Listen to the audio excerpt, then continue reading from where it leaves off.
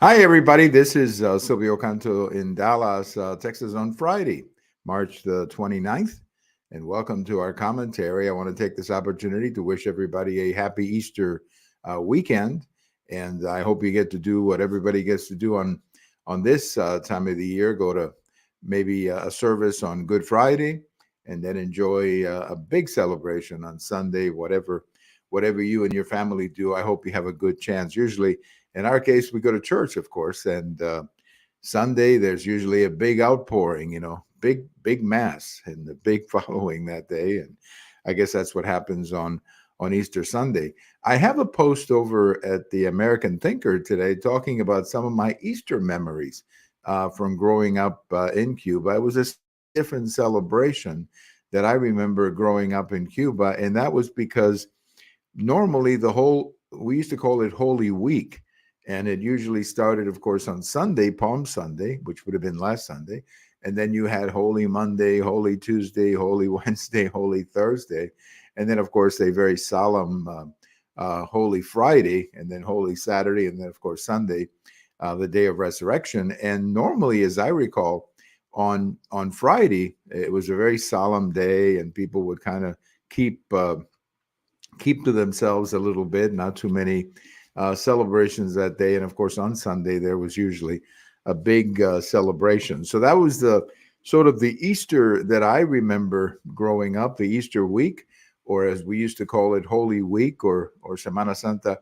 That was the celebration that I remember growing up. It's a little bit different now here in the United States. It's not quite that traditional, although there may still be some people who celebrate that. If you go to some of the smaller towns in Latin America, they still have the different celebrations, related to that day. For example, the signs of the cross and all of that, as we celebrate this weekend. So I used to remember it was a very funny time. In fact, for me, one of the most interesting things that happened is when we first came to the United States. My mother, I remember the first Good Friday that we were here, and I talk about this in the article. The very first Good Friday that we were here, my mother couldn't understand why they were playing baseball on Good Friday. I mean, there was a game on TV, and my mother said, "Oh, I didn't know they played baseball on Good Friday." Well, of course they did, and many times they do. But it was the clash of different cultures. So check out my post over at the American Thinker about my first Easter week, or my first Holy Week, as we often call it here in the United States. A couple of things from this Friday, March 29th. It was on this day that Cy Young was born. Now, Cy Young, of course, was, well, if you look at the statistics, he was a great pitcher. And the award, Cy Young, for the best pitcher of the year bears his name. But if you just look at some of his statistics, you'll understand why they give that award. 511 wins, 511 victories. You're lucky these days if somebody gets to 200. And there are some, like Nolan Ryan got to 300, Steve Carlton. I think Randy Johnson got to 300, but it's really tough to even make it to 200. Well, this guy got 511. He pitched 749 complete games.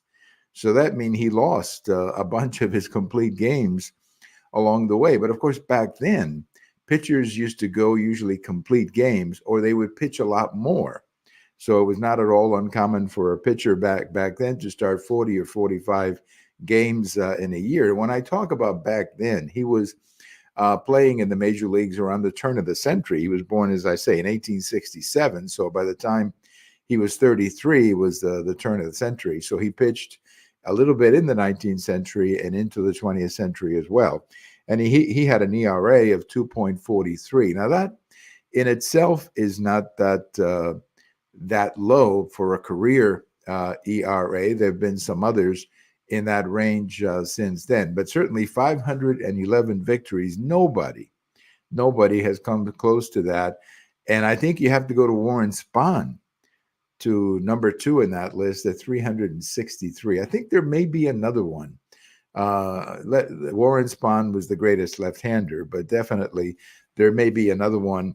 with more wins, but 511 wins. I think now you know why they call it the Cy Young Award that goes to the best pitcher in the major leagues. Actually, it's in each league. Cy Young in the American League is Cy Young in the National League. But it was named after this fellow, Cy Young, who was born on this day in 1867 on March 29th. And another thing about Good Friday, we often forget that Abraham Lincoln was killed on Good Friday. Of course, it was April 15th on the day that he was killed. It was in the middle of April that year, but Abraham Lincoln was killed on Good Friday in 1865. He and his wife went to see that comedy at Ford's Theater, Our American Cousin. I think that was the name of the comedy. And while he was watching that comedy, of course, John Wilkes Booth came in and shot him. So that's another Good Friday memory that we have in our history, even though, as I said, it was not on March 29th like this year, but it was on April 15th back in 1865. So I'm going to wish everybody a happy Easter weekend, a solemn Good Friday, and a happy Easter weekend. And we will get together again and talk a little bit more politics on the next video. By the way, speaking of videos, just a reminder that we recorded a video this last week with Alan Wall on Thursday, and that was about Mexico and President Lopez Obrador. And then we recorded also a video with our friend George Rodriguez during the week, and we were talking there about not just Mexico, but George made an appearance on Univision to talk about SB4, which is the law that Texas has signed, and right now the law is in the court. So happy Easter to everyone. Thank you for your support. Thank you for all the clicks, and we'll see you the next time around. This is Silvio Canto in Dallas. Have a wonderful and a very happy Easter.